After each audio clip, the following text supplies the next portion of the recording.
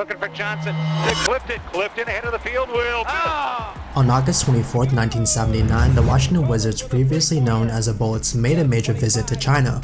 They were the first US professional sport team to visit the country. Since then, China has developed an obsession with the sport of basketball. According to Nick Kapoor, a Rutgers Asian Studies professor, many NBA stars have nicknames in China. Chinese citizens refer to LeBron as Xiao Huangdi, or Little Emperor. It's a play on his English name King James, and it's also slang for a spoiled only child under China's one-child policy. Giannis Antetokounmpo is called Zumuger, or Letters Bro, and this is mainly because his last name has so many letters, confusing many Chinese fans. Because there are so many letters for your last names, so how do you like this name? And Klay Thompson is nicknamed Fozu, or the Buddha. His short curly hair looks like the Buddha in traditional Chinese art. To further solidify the influence of the NBA in China, NBA teams also have a massive fan base on Chinese social media. We can see this on platforms like Weibo, Chinese Twitter, as well as Douyin, the original TikTok. The idea for this video first started when I noticed an interesting thread on Reddit. It saw that the Washington Wizards have a bigger fan base on Chinese Twitter compared to X. This really piqued my interest. Why are the Wizards, or better yet the NBA, so popular in China? For example, the Wizards Stadium is more than 7,266 miles away from China, yet they're more popular on social media in China compared to the United States. Before this, I never really associated China with the NBA. China doesn't have a great player pipeline to produce great talents like the United States or Europe, and very few Chinese stars play in the NBA. The current NBA roster only shows 2 Chinese players in the league. This includes Kyle Anderson of the Golden State Warriors and Kui Young-shi of the Brooklyn Nets. Asian players are few in the league, and this is true of those from Japan as well as other countries like the Philippines. Yet the NBA and China seems to have a close relationship, and arguably one of the most important partnerships in sports at the moment. And I'm wishing you and your family a happy Chinese New Year. 春节快乐! This is because China has a massive influence on the NBA and vice versa. China is estimated to contribute roughly $340 million per season to the NBA's media right revenue. This is roughly half of the league's total media right revenue outside of the United States. In total, the NBA makes roughly $5 billion a year from China. To put that into perspective, the NBA's total revenue for the 2023 and 2024 season was $13 billion. Separate from that, many NBA owners and players are heavily invested in China. ESPN examined investments of 40 principal owners and found that they collectively have more than $10 billion tied up in China. And this is not a small amount of money for these big players, and big enough to sway policy as well as business decisions. Individual players like Klay Thompson have shoe deals with Anta, China's biggest sportwear company. Other players like Harden often take trips during the NBA offseason to promote his own deals in China. Most recently, Stephen Curry visited China in the late summer of 2024 to promote his own brand.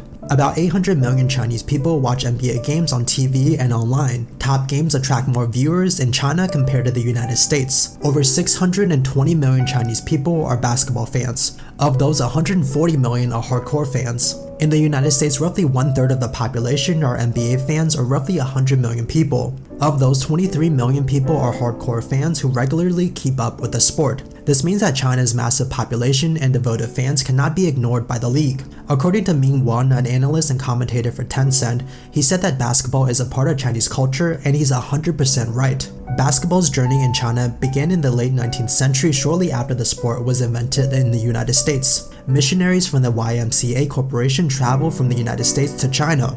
When they traveled to the Middle Kingdom, they brought along the game of basketball, making it one of the earliest Western sports to reach the country.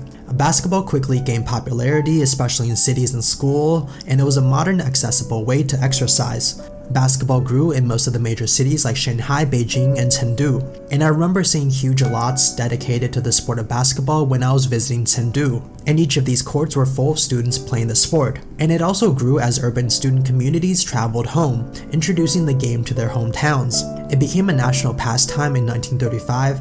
The first official Chinese Olympic basketball team followed a year later. The sport's simple equipment and space made it ideal for the nations undergoing rapid social and economic changes. Established sports like soccer and swimming were too expensive to create. They also required a lot of space. One soccer field can roughly fit 18 basketball courts within its border. Since 1949, the People's Republic Army has formally embraced basketball as a group bonding method. With nearly 2 million army members participating, basketball took another leap in China. The PRA became so good at the sport that they began an official travel team nicknamed the Bai. The name stands for August 1st, referring to the army's founding date.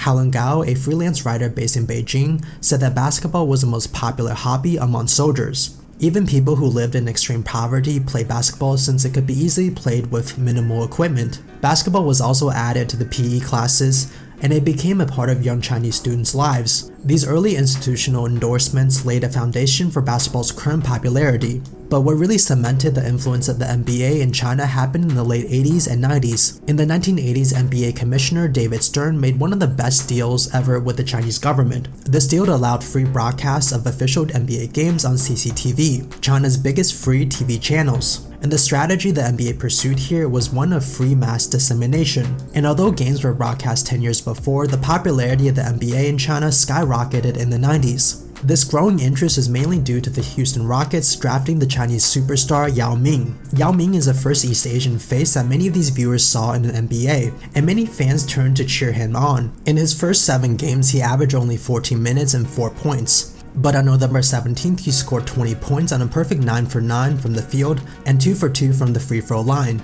Yao Ming was often described as a big unit, slow on offense and defense, but he got the job done. He also had amazing touch and even shot his team's technical free throws. Coupled with other players like Tracy McGrady and a solid team of role players, the Houston Rockets were an exciting team to watch at the time. Yao Ming was the NBA's first breakout Asian star and a Hall of Fame player. His stature as well as charisma captured the Chinese audience. In the 2000s, the NBA's presence in China grew. This also exposed millions to the sport and other teams. Stars like Michael Jordan and Kobe became a household name. It fueled an interest in basketball and created a huge fan base for the Houston Rockets as well as other NBA teams. NBA games are broadcast on Tuesday, Wednesday, Friday, Saturday, Sunday every week. Tencent Sport and PPTV also provide easy ways to watch. Many Chinese students now dream of becoming an NBA star. However, the Chinese athletic development system is still a work in progress. Instead, Chinese players have always struggled with team sports like basketball. You can see the full video here, but for many, it makes much more sense to focus on getting an education. But many analysts believe that more players will come from this region in the future. Grassroots leagues in rural villages also draw fans from near and even have been visited by NBA stars. And village basketball has become a national obsession in China. The players are amateurs, admission is free, and the stands are packed with fans snacking on noodles, sunflower seed, and meat skewers. A whole tourism economy has sprung up from the games as a result,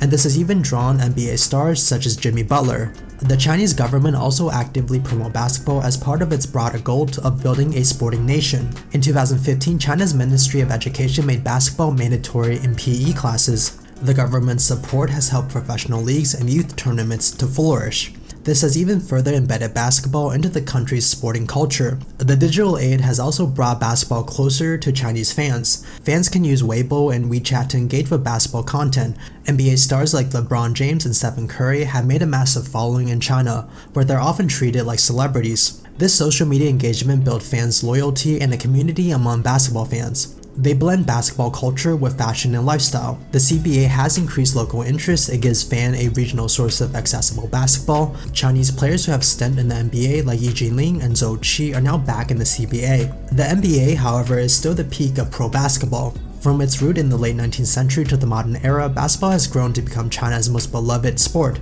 The NBA's push to reach Chinese fans along with Yao Ming has made basketball a key part of Chinese modern culture. Its accessibility also adds to that popularity. Yet this closeness is often criticized online. On October 4th, 2019, Daryl Morey, the Houston Rockets GM, tweeted "Fight for Freedom, stand with Hong Kong." The tweet had several consequences. Chinese sponsors left the NBA, the CBA halted cooperation with the Rockets, and the NBA lost hundreds of millions of dollars overnight. As a result, Morey resigned from the Rockets, citing family reasons. The league's statements also sided with China and called Morey's tweets regrettable, and China State TV would only start airing NBA games 2 years later in 2022. Before this lone incident, the NBA has been airing in China for almost 35 years. Yet despite the political disagreement between the two countries, basketball still runs deep in Chinese culture. Modern Chinese fashion is inspired by NBA players, and many international students know of Kobe and LeBron even before landing on US soil. And there's no doubt that there's a huge relationship between the NBA and China. Thank you guys so much for watching this video. For more videos in the future, make sure to follow and subscribe. I want to dive more into topics about anime as well as Asian athletes. My future videos include why Japan does so well when it comes to team sports, as well as videos about anime and other topics. Again, thank you guys for watching, and I'll see you guys again next time.